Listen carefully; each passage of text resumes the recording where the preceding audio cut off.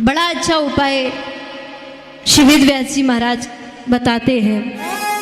एक बार नहीं, बार बार भगवान की इस कथा को जब सुनोगे तो ये निश्चित कथा आपको फल प्रदान करेगी। और अंत में इस कथा के अधिकारी कौन है, वेद व्यास जी महाराज ने वो भी संकेत कर दिया। इस कथा को केवल और केवल रसिक और भावुक जो जन है वही कथा को समझ सकते महाराज, बाकी तो सब राधे राधे। मुहुर हो रसिका भुवि भावुक, जो भावुक हैं, जो रसिक जन हैं, वो आओ और कथा में बैठकर कथा को पान करो, कथा को पियो। वो स्वामी जी लिखते हैं,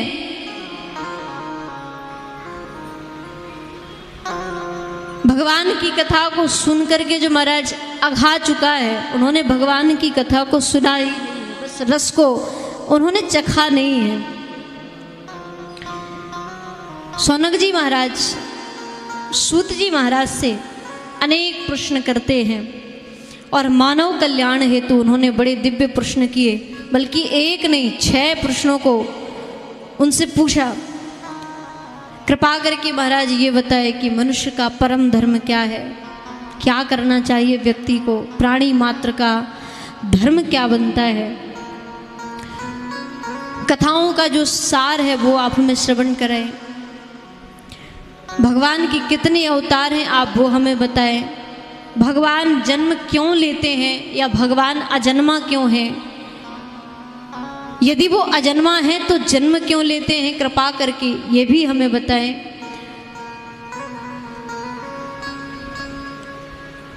भगवान ने कहा है कि मैं धर्म की संस्थापना करने के लिए युग युग में अवतार लेकर के आता हूं, तो भगवान के जाने के बाद धर्म को कौन बचाता है। इस तरह 6 प्रश्नों को किया और जब उन प्रश्नों को सूत जी महाराज ने सुना, बड़े प्रसन्न हो गए, गदगद हो गए और कहा कि सौनक जी आपने बड़े प्यारे प्रश्न किए हैं, मैं आपके प्रश्नों का अवश्य उत्तर देता हूँ। श्री सुखदेव भगवान का ध्यान करके बड़े प्यारे प्रश्नों का उत्तर श्री सूत जी महाराज ने दिया। कहा कि सौनक जी महाराज, सावै पुंसाम परो धर्मो यतो भक्तिरधोक्षजे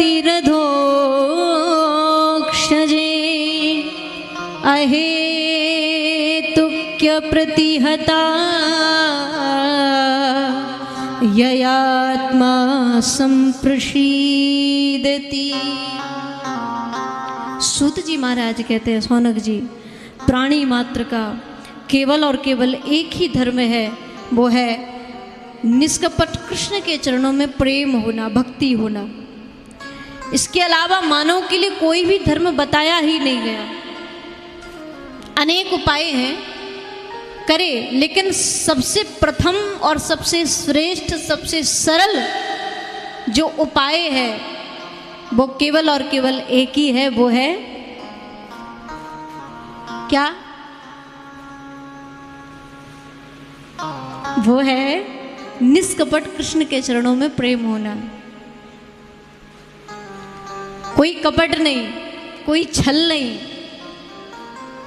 कोई दिखावट नहीं, एकदम शुद्ध प्रेम होना चाहिए प्रभु के लिए।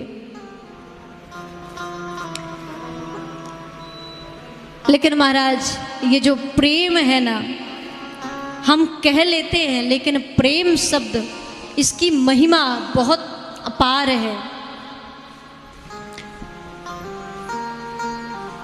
श्री नारद भक्ति सूत्र में एक बड़ा प्यारा सूत्र दिया है श्री नारद जी महाराज ने, और उसमें प्रेम का स्वरूप कितना विशाल है, प्रेम क्या है, इसका वर्णन किया है। नारद जी स्वयं कहते हैं, अनिवर्चनीयम प्रेम स्वरूपम। प्रेम का कोई वर्णन नहीं कर सकता है, प्रेम क्या होता है ये बहुत कम लोग ही जानते हैं। आज प्रेम के नाम पर लोगों ने दाग लगा दिया है, कलंक लगा दिया है। असली प्रेम क्या होता है ये तो कोई पहचानता ही नहीं है महाराज।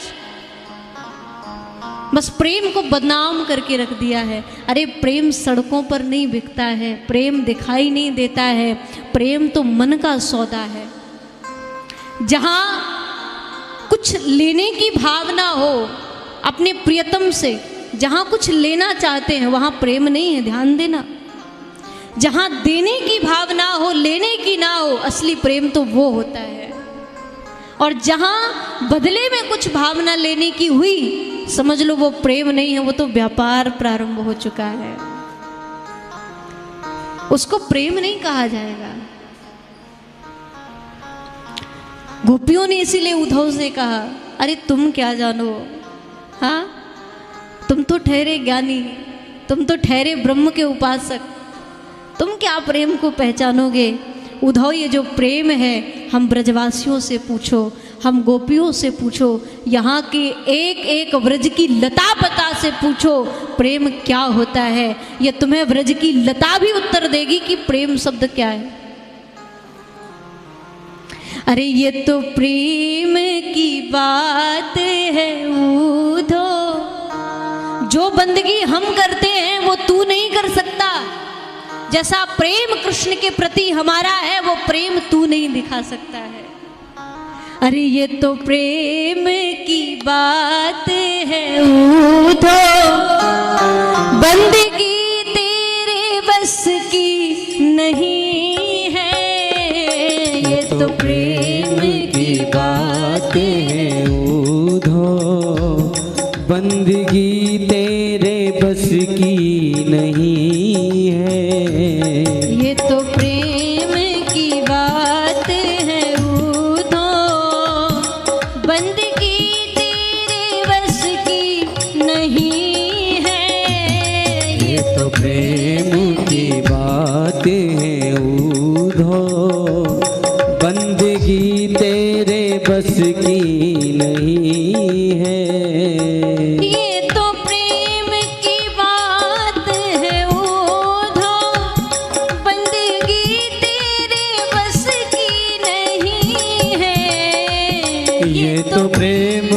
की बात है उद्धव, बंदगी तेरे बस की नहीं है। ये तो प्रेम की बात है उद्धव, बंदगी तेरे बस की नहीं है। ये तो प्रेम की बात है उद्धव, बंदगी तेरे बस की नहीं है। यहाँ सरदे के होते हैं सौदे, यहाँ सरदे के होते हैं सौदे। ओ आस की इतनी सस्ती नहीं है। यहाँ सरदे के होते हैं सौदे, आश की इतनी सस्ती नहीं है।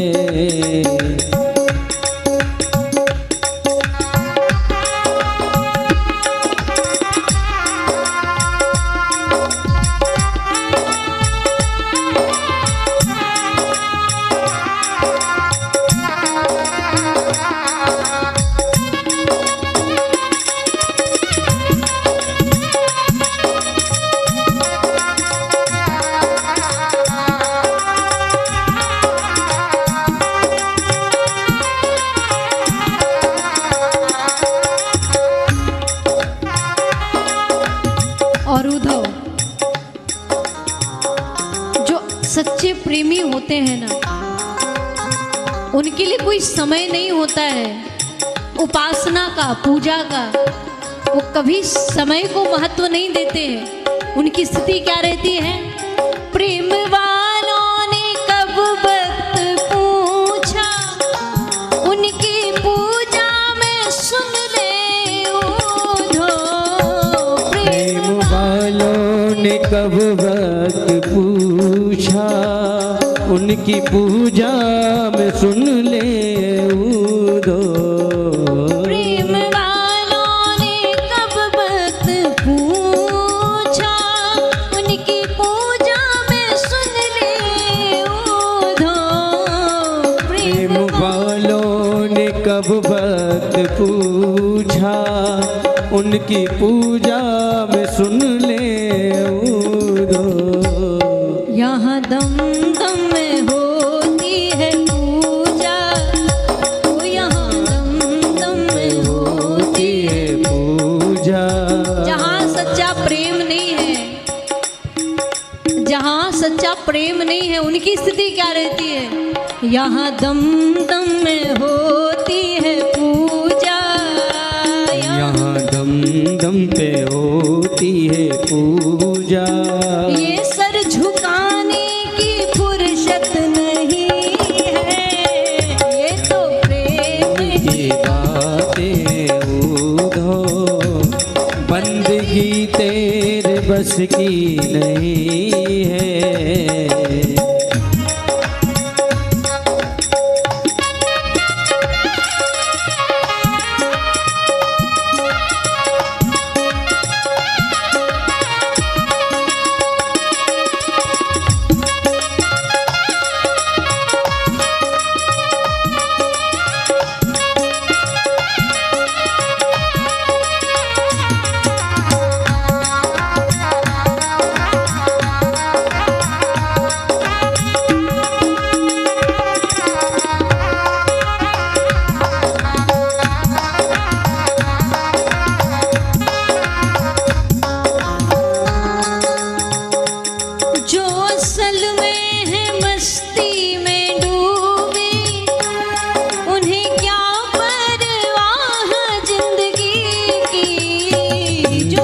असल में है मस्ती में डूबे, उन्हें क्या परवाह जिंदगी की।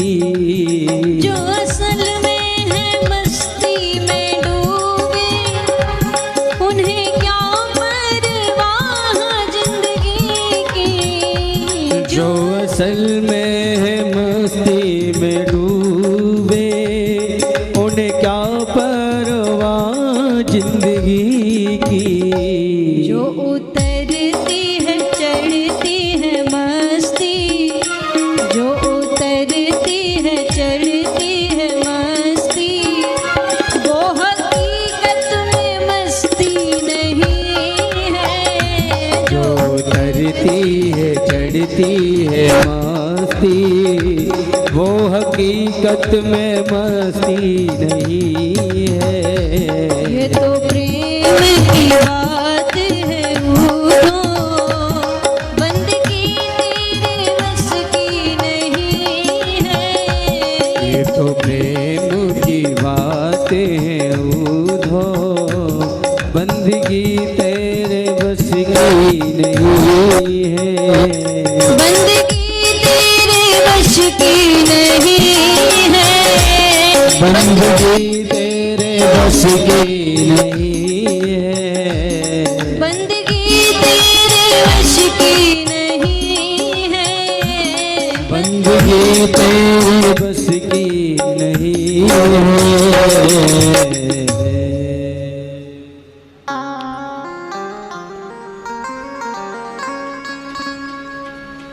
अरे जो उतरती है चढ़ती है मस्ती, वो हकीकत में मस्ती नहीं है। उसको क्या कहा जाता है? वो तो नशा है। शाम को किया, सुबह उतर गया। ऐसी मस्ती, ऐसा नशा क्या काम का? अरे भगवान के नाम की मस्ती को लो। संतों की टोली में जाकर जो सदैव मस्त रहते हैं, भक्तों की टोली में जो सदैव भक्ति में मस्त रहा करते हैं, ऐसे मस्तानों की टोली में जाकर अगर मस्ती को लूटोगे, वो तुम्हें वो मस्ती प्रदान करेंगे जो जीवन भर कभी उतरने वाली नहीं है। गोपियों ने कहा उठो, ये उसी मस्ती की भूमि है जिस रज में तुम्हारे उस परमात्मा ब्रह्म ने और हमारे कृष्ण ने, हमारे प्रियतम ने लीलाएं की हैं। ये वो प्रेम की भूमि है।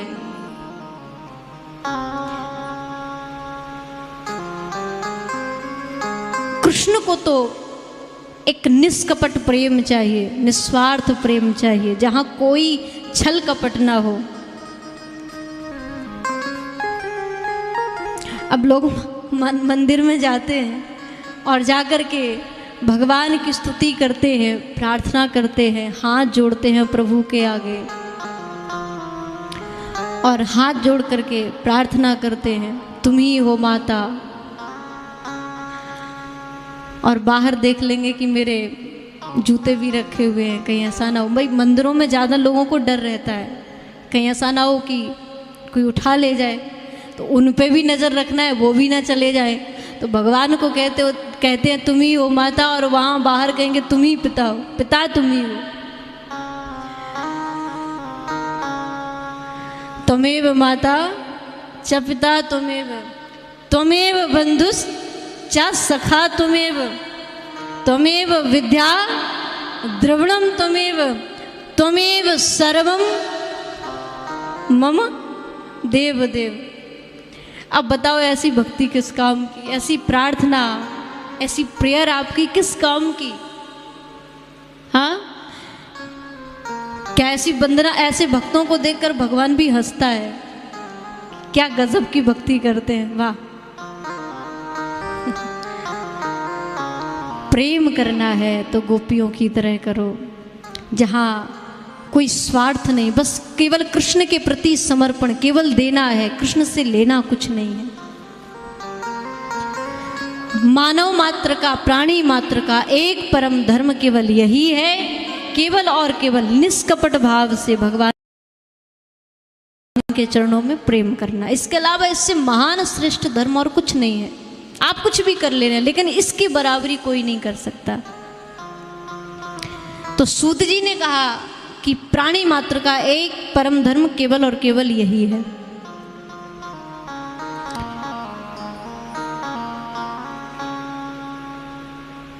अच्छा एक बात बताओ,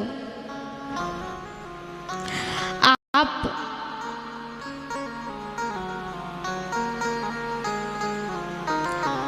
भगवान को चाहते हो या भगवान से चाहते हो?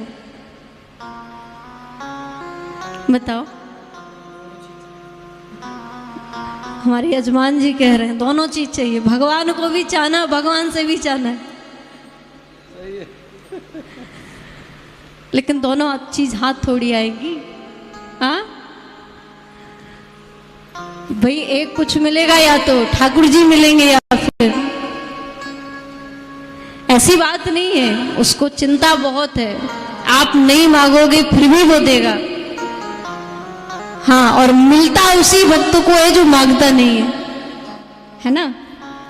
जो मांगता है तो मांगने से आपको तो आपके मांगने वाली चीज मिलेगी जो आप मांगोगे। अगर आप गाड़ी मांगोगे आपको गाड़ी मिलेगी, बंगले मांगोगे बंगले मिलेंगे, संतान मांगोगे संतान मिलेगी, परिवार मांगोगे परिवार मिलेगा। लेकिन जो मांगोगे नहीं,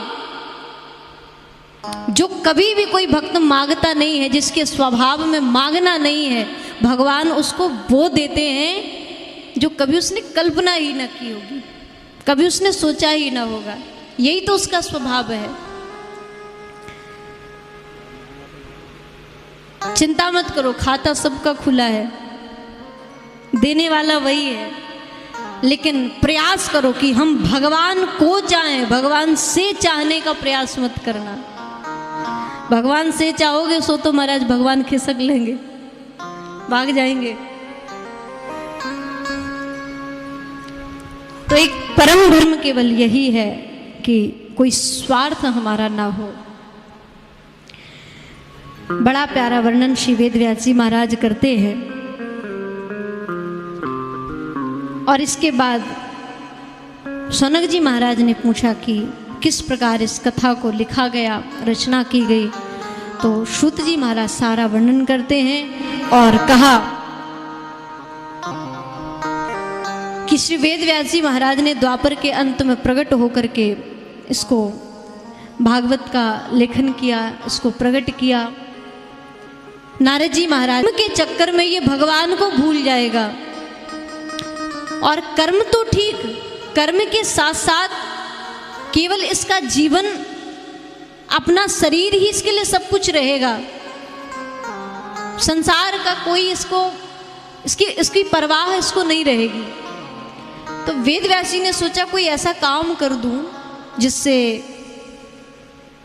संसार के जीवों का कल्याण हो जाए, जो मोह में फंसे रहेंगे, जो माया में फंसे होंगे, उन जीवों का कल्याण हो जाए। और उनके कल्याणार्थ 17 पुराणों की रचना करी। फिर भी संतुष्टि ना हुई। नारद जी महाराज आए और नारद जी महाराज ने उनकी चिंता को मिटाया और कहा कि देखो, जब तक भगवत कृपा ना होगी तब तक कुछ भी कर पाना संभव नहीं है। भगवान की कृपा होना बहुत आवश्यक है। और भगवान की कृपा कब होती है? तो कहा भगवान की कृपा तब मिलती है जब हमें कभी संत का सानिध्य मिल जाता है। और नारद जी महाराज का दर्शन हुआ। व्यास जी समझ गए कि अब पक्का ठाकुर जी की कृपा होगी ही होगी। पूछा, महाराज आप बताओ क्या करूं? मैंने तो बहुत कार्य ऐसे कर लिए लेकिन मन में संतुष्टि नहीं है।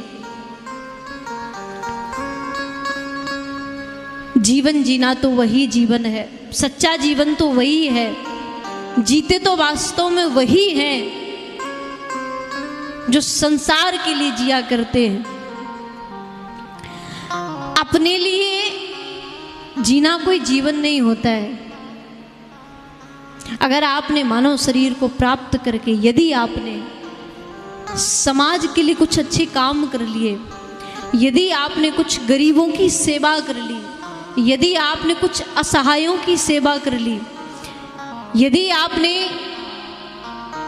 किसी गरीब की बेटी का विवाह करवा दिया, उसमें नहीं इतना सामर्थ्य कि वो विवाह करवा सके, उसके पिता में, उसके परिवार में, ऐसे परिवार को यदि आपने सहायता कर दी, किसी गरीब के सिर पर छत ना हो उसको यदि आपने छत दिलवा दी,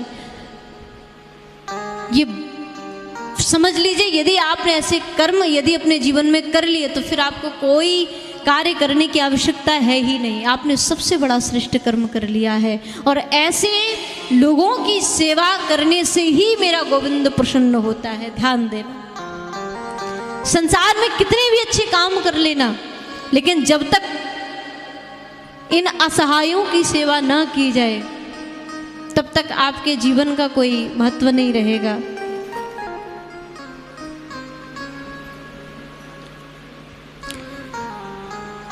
किसी के काम जो आए उसे इंसान कहते हैं, पराया दर्द अपनाए उसे इंसान कहते हैं। सच्चा इंसान तो वही है।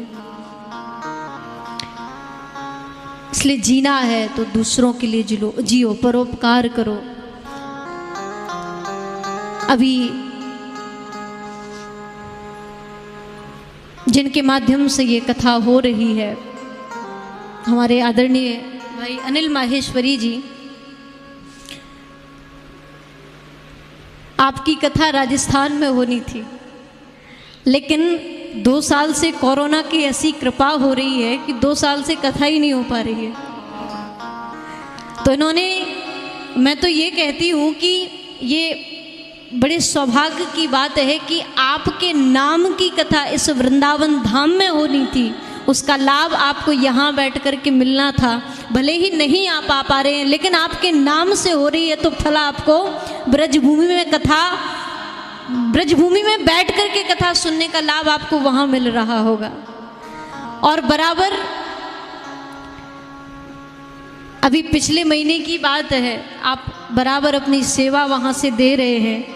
देखा कि सब जगह लॉकडाउन है और यहाँ वृंदावन में हमारे जो वृंदावन की शोभा है, वंदर, जहाँ तहाँ कुछ खाने के लिए इनको नहीं मिल पा रहा है, तो वहाँ से इन्होंने, राजस्थान से बैठे वहाँ हैं लेकिन वहाँ बैठ कर के बराबर ये 2 महीने से सेवा दे रहे हैं। और बंदरों के लिए केले, टमाटर आदि की व्यवस्था आपके द्वारा बंटवाने का कार्यक्रम रखा जा रहा है। और यहाँ भी कथा में भी बराबर आपका योगदान रहा है, आपकी तरफ से ये आयोजन भी चल रहा है।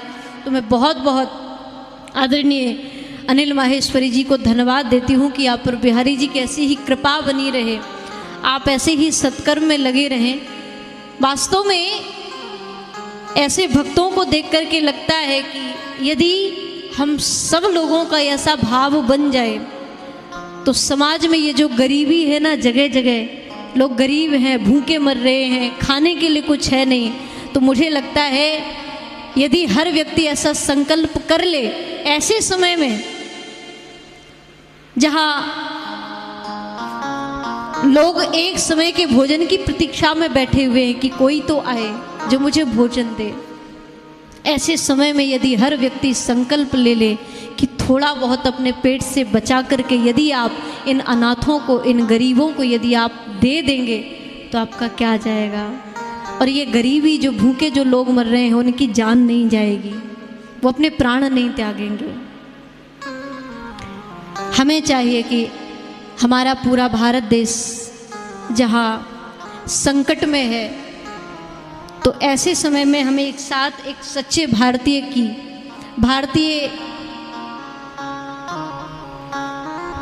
होने का हमें गर्व महसूस करना चाहिए कि हम भारत जैसी भूमि में बैठे हुए हैं, तो हमें अपने कर्तव्य का निर्वहन करना है, पालन करना है।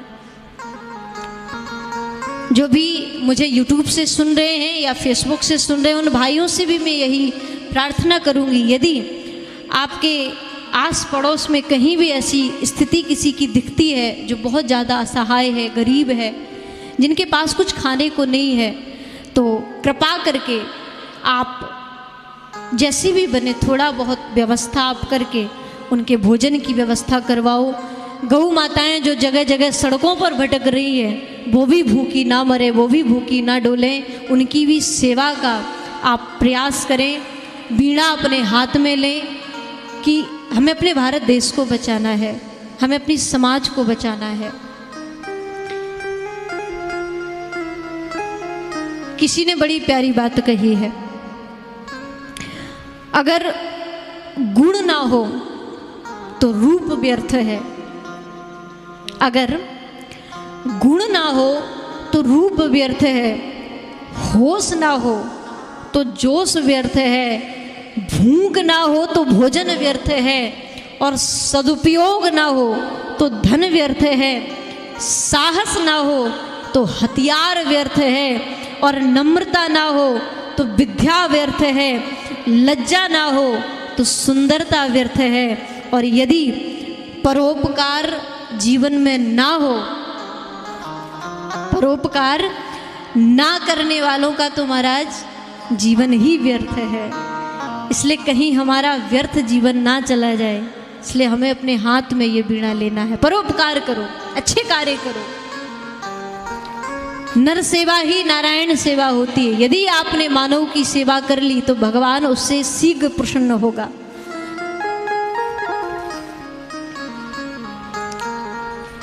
व्यास जी ने आज संसार के कल्याण के लिए परोपकार की भावना हृदय में लेकर सुंदर श्रीमद् भागवत महापुराण की रचना की, और सोचा कि इसका पात्र किसको बनाया जाए, किसको प्रदान करें जो समाज में इसका प्रचार प्रसार करें।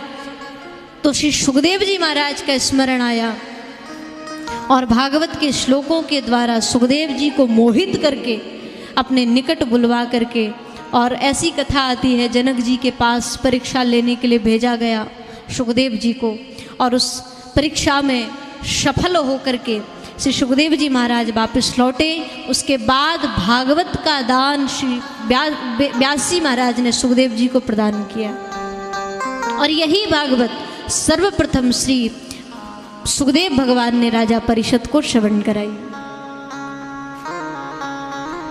सूत जी महाराज इस प्रकार जब वर्णन कर रहे थे, सौनक जी ने सुना, अरे महाराज परीक्षित को कथा श्रवण कराई, आखिर परीक्षित ये थे कौन? और सबसे पहले सुखदेव जैसा परमहंस, इनके मुखारविंद से परीक्षित को कथा सुनने का कैसे फल प्राप्त हुआ, कैसे समय मिला, कृपा करके बताएं। तब से सूत जी महाराज कहते हैं, सौनक जी, यदा मृधे सौरभ कौरव सृज्यायानाम वीरेश्वतो वीरगति गतेषु ब्रकोदराविद्य गदा विमर्श भगनोरु दंडे दंडे धृतराष्ट्र पुत्रे। महाभारत काल में जब सारे कौरव मारे गए, दुर्योधन बचा हुआ था, भीम ने उसकी जंगा तोड़ दी। अब बेचारा पड़ा पड़ा मृत्यु को मृत्यु के पल गिन रहा था, कब मृत्यु आ जाए कोई भरोसा नहीं।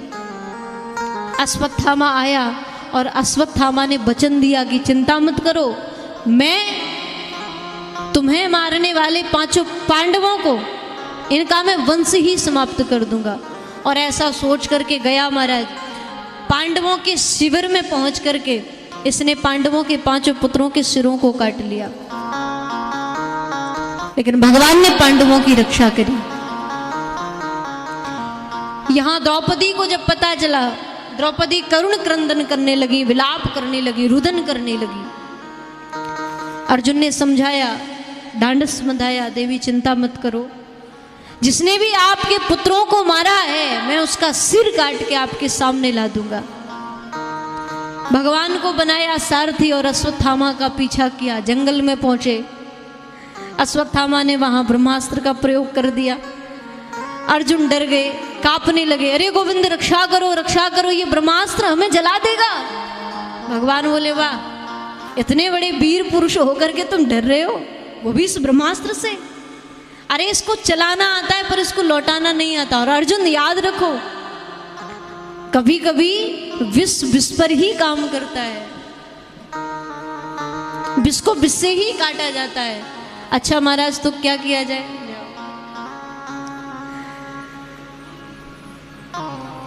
क्या किया जाए?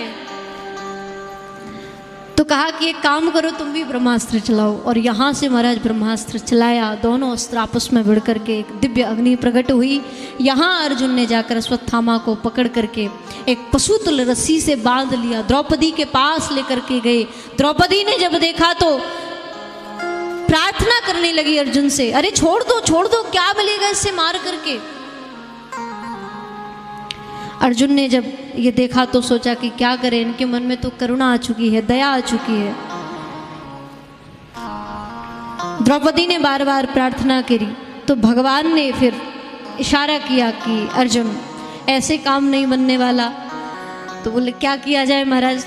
तो बोले एक काम करो, एक अधर्मी ब्राह्मण के वध का विधान शास्त्रों में बताया गया है, इसलिए शास्त्र जो कहते हैं वो करो। बोले महाराज क्या बताया है विधान, वो भी मुझे कुछ संकेत करिए। तो कहा कि इसकी आधे सिर के बाल मोड़ दो, इसकी मूछ मोड़ दो, इसके पास जो धन है वो धन छीन लो और धक्के मारकर स्थान से बाहर निकाल दो। यही एक अधर्मी ब्राह्मण के वध का विधान है। किसी को प्राणों सहित मारना ही उसका वध नहीं कहलाता, लेकिन किसी एक प्रतिष्ठित व्यक्ति का यदि इतना अपमान कर दिया जाए तो वो उसके वध के समान ही हो जाता है। इसलिए यही कार्य करो। अर्जुन ने ऐसा ही किया और यहाँ 5 पुत्रों का अंतिम संस्कार किया। अश्वत्थामा के मन में अभी भी द्वेष बैठा हुआ था, ईर्ष्या बैठी हुई थी। मैं पांडवों के वंश को समाप्त कर दूंगा, नष्ट कर दूंगा।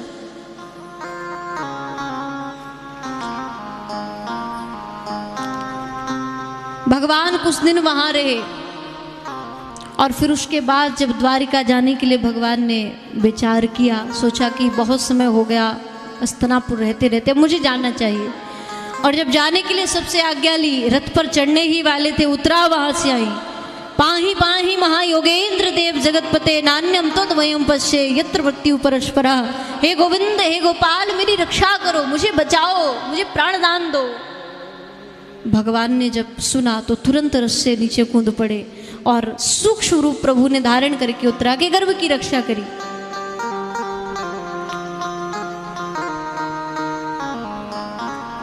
उत्तरा को बचाया। उत्तरा के गर्भ में जो शिशु पल रहा था उसकी भगवान ने रक्षा करी।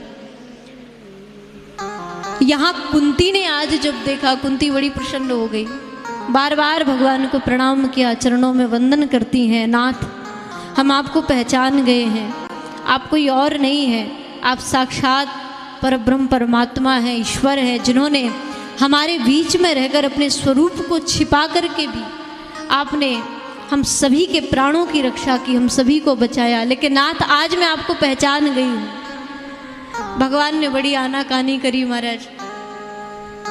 अच्छा, भगवान चाहते हैं, भगवान कहते हैं कि मुझे बड़ा मत बनाओ, भगवान चाहते हैं कि मुझे बड़ा मत बनाओ, मुझे तो केवल आप छोटा बना करके प्रेम करो। बड़ा बनने की कामना तो संसारिक लोगों में रहती है, यही बड़ा बनना चाहते महाराज, लेकिन भगवान नहीं चाहते कि मैं बड़ा बनूं, मुझे तो छोटा रखो, छोटा बनाकर प्रेम करो। जब कभी भी भगवान ने अवतार लिया और अवतार में जहां कहीं संतों ने भगवान के स्वरूप को बताना चाहा कि ये कौन है, वही भगवान ने टोक दिया कि महाराज कृपा करो, भगवान मत बना देना, इन सब के बीच में इनका बेटा बनकर आया हूं, और यदि आपने मुझे भगवान बना दिया तो फिर भगवान की पूजा कैसे की जाती है सब लोग जानते हैं। हाँ, 2 अगरबत्ती सुबह शाम तो ही दिखाना है, और क्या करना है बताओ। 2 अगरबत्ती सुबह दिखा दी, 2 शाम को दिखा दी, थोड़ी बहुत मिश्री रख दी, भगवान के आगे भोग लगा दिया, पालो, और खुद बढ़िया चकाचक महाराज शादियों में जा रहे हैं, भोजन पा रहे हैं, लेकिन भगवान बेचारे मिश्री के भरोसे बैठे। तो भगवान कहते हैं ऐसे भगवान बनने में लाभ ही क्या है जहां मिश्री के दाने खाने पड़े। अरे मैं तो बेटा सही हूं, छोटा सही हूं। आज कुंती ने जब भगवान के स्वरूप को पहचाना, मांगना चाहा, भगवान ने बड़ा आग्रह किया, बुआ आप कुछ मांगिए, तो कुंती ने वो चीज मांगी जो संसार में कोई व्यक्ति कभी भगवान से मांगता ही नहीं है, कभी आशा नहीं करता, और हर व्यक्ति चाहता है कि वो चीज हमसे दूर ही रहे। ऐसे ही है ना।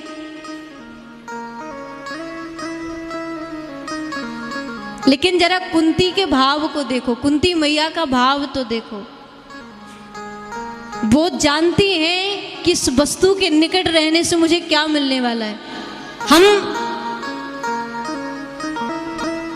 उस चीज के महत्व को समझ नहीं पाते हैं। कुंती ने मांगा दुख,